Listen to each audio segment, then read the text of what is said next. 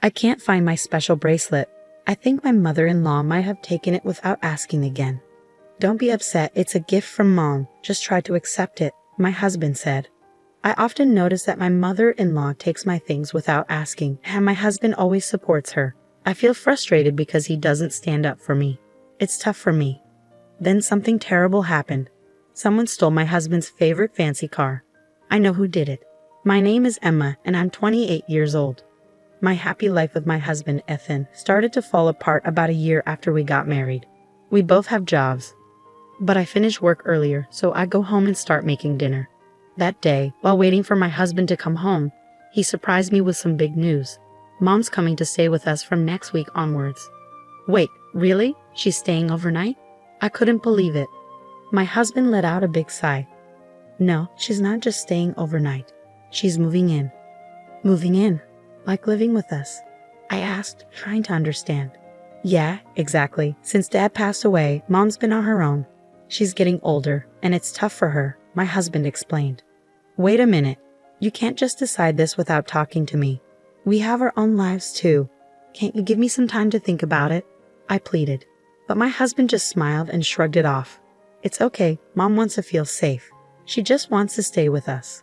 I understand she might feel lonely and scared, but you made this big decision without asking me. Couldn't you have at least talked to me about it? Why do I have to tell you everything? She's my mom, he argued back. That's exactly it. She's your mom, not mine. I have to change everything because of this. What are you so upset about anyway? It's decided. Just deal with it, I argued back. Wait. I called out, but my husband ignored me and left the room, leaving me feeling frustrated. How could he decide we're all going to live together without even talking to me about it? I still have to adjust, no matter what. Ethan doesn't help out around the house and acts like it's no big deal because she's his mom. We've tried talking about it, but he just says, it's done, and shuts down the conversation. As expected, the next week, his mom, my mother-in-law, showed up at our house like it was planned. If she was a normal person, I wouldn't mind living together, but every time I see her, she says mean things and treats me badly.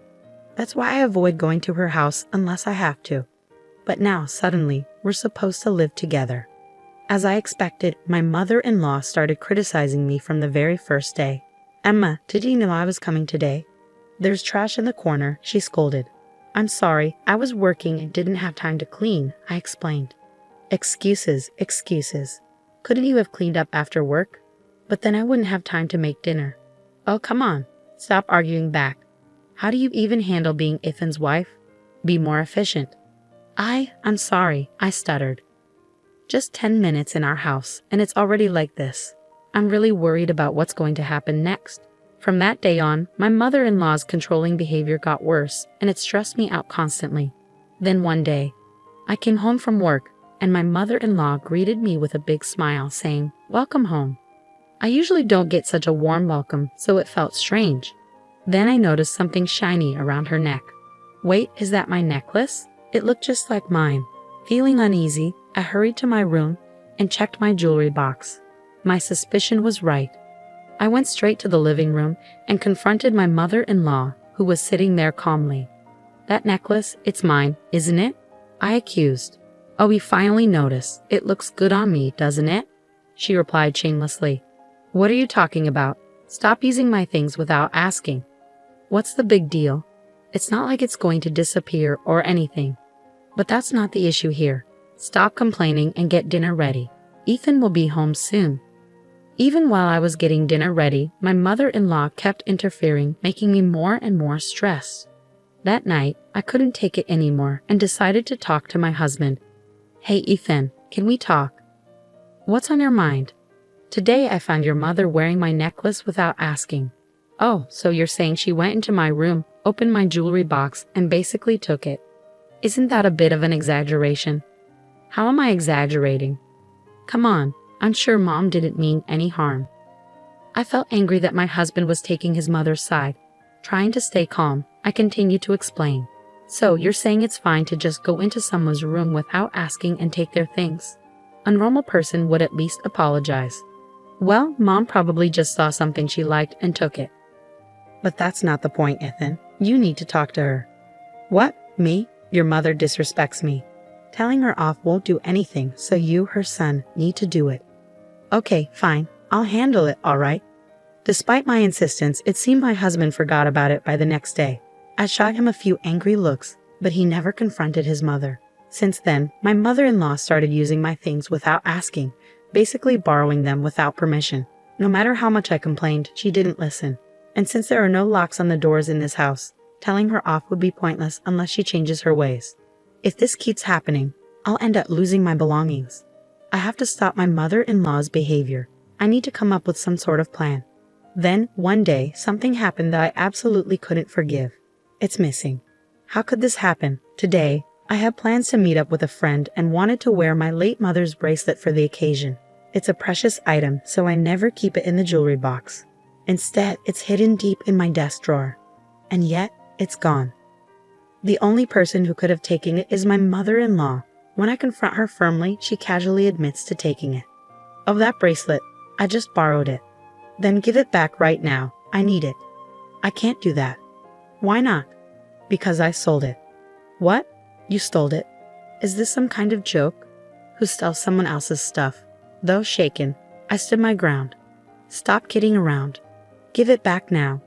I'm not kidding, by the way. Most of the things I've borrowed from you, I sold those too. What? What were you thinking? As I argued with my mother-in-law, my husband Ethan, who had just woken up, joined us. Ethan, listen to this. Quickly, I explained the situation. Your mom sold my bracelet, the one that belonged to my late mom. Plus, she's been selling off most of the things she's borrowed from me without asking. Mom, is this true? Faced with the question, my mother-in-law stuck out her tongue in a teasing way. I'm on a fixed income, you know? I don't want to be a burden, but I can't make ends meet without a little extra cash. You've got to be joking. Who gave you the right? Don't get so upset. I didn't mean any harm. If you meant no harm, you wouldn't be selling and taking other people's things. That's because, but I interrupted her. Where did you sell it? Get it back right now. Just then, my husband yelled, enough is enough. He wasn't looking at his mom though. He was glaring at me. Confused, I asked him, why are you yelling at me, Ethan? Your mom took my bracelet without asking. Be quiet. I did it for mom. Stop complaining. For mom? Seriously. Why should I give up my precious things for her? Because it makes mom happy. She's your mother-in-law. Show some respect. Just do as you're told. I couldn't handle it anymore. Not his mom stealing from me and not Ethan taking her side. I couldn't live like this anymore. Driven by growing anger, I shouted, that's it. If you won't give it back, let's get a divorce. Stop joking about divorce. I'm not joking. I'm serious. Fine, whatever. I'll get the divorce papers today. Fine, if that's what you want, I'm okay with it. As we argued, I noticed a satisfied look on his mom's face. She never liked me.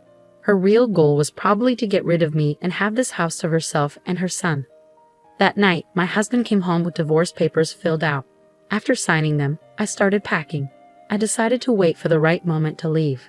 The next day, during my work break, I saw multiple missed calls from my sister Sophia, who lived nearby. Something must have happened. I called her back, and she told me shocking news. Wait, Sophia, is that true? It is, no doubt about it. It's not common around here, but why? I took a photo, so I'll send it. Make sure to check it on your end too, sis.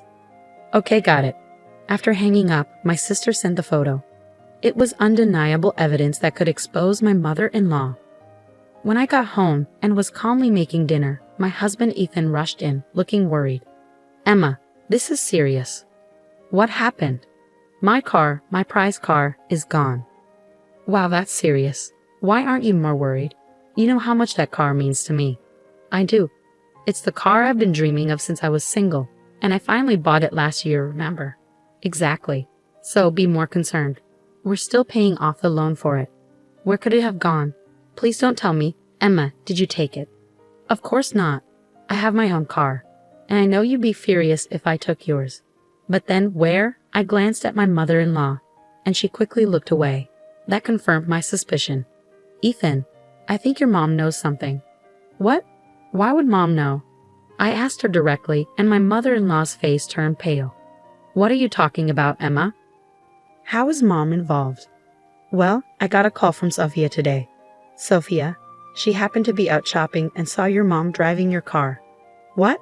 That car is pretty unique, being a foreign model and blue. It's quite noticeable around here. Sophia even recognized the license plate. Wait, what's happening here, Ethan? Now visibly angry, Ethan confronted his mother. Mother-in-law started making excuses. No, Ethan, I just borrowed the car for a bit. Borrowed? Seriously? I've told you so many times not to touch that car. I'm sorry, but I really wanted to drive it. What on earth did you do with the car then? Did you leave it somewhere? No, not exactly, but I did leave the keys in the ignition. Someone from the neighborhood might have taken it.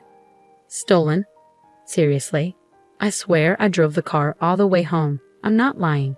I showed my mother-in-law a photo to prove my point. Is this why you're lying?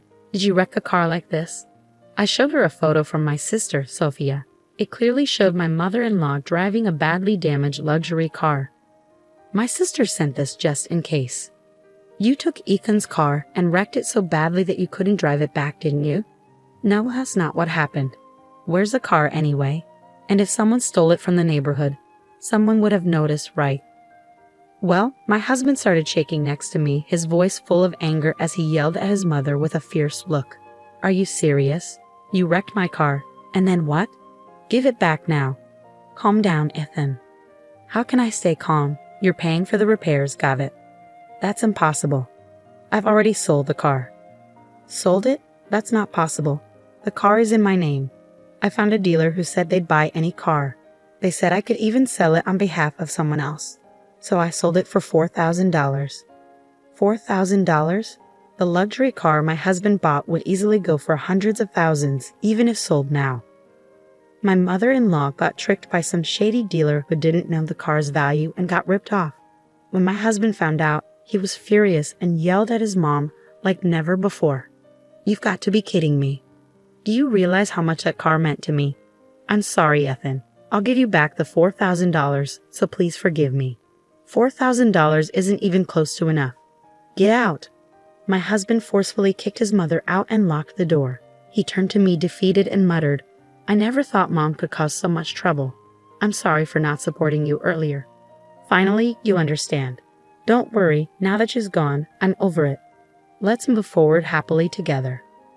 No, we won't. What? Why not? I want a divorce. Instantly, his face turned pale and he clung to me. Wait a second. I already kicked Mom out. Why divorce now? Don't you understand? I'm done with you two. My decision to divorce stands. I don't want to fix things anymore. You've taken your mom's side too many times. It's not fair. You're being too harsh. Harsh? That's rich coming from you. You didn't lift a finger when I needed support. You're so selfish. I hate you just as much as I hate your mother. My feelings won't change, Emma. Calm down. Stop it. This all happened because you chose to live with her. Think about that. I'll never forgive you. What about the car? You got what was coming to you. You deserve it. What? You feel that way? Good. I hope you struggle with double the mortgage and car payments. You deserve the consequences. You'll have to deal with it. You son of a... I left him with those words and grabbed my packed bags. On my way out, I headed straight to City Hall to file for divorce. I deleted all his contact info and cut ties completely. Later, I demanded compensation from my mother-in-law for selling my belongings without my permission. She reluctantly started working. With demands for car payments from her son, she's likely working for the rest of her life. My husband is left with house and car loans, and his life has changed significantly. He no longer goes on stress-relieving drives, spending his days off confined to the house. A hopeless case, both mother and son. Karma's a real thing. Serves you right. After all this, I moved to an apartment near my workplace. Now that I'm single again, I have more financial freedom, and life is much more peaceful. Since it's my day off, maybe I'll take a drive to the beach today. This is what freedom feels like. I plan to enjoy my new life to the fullest.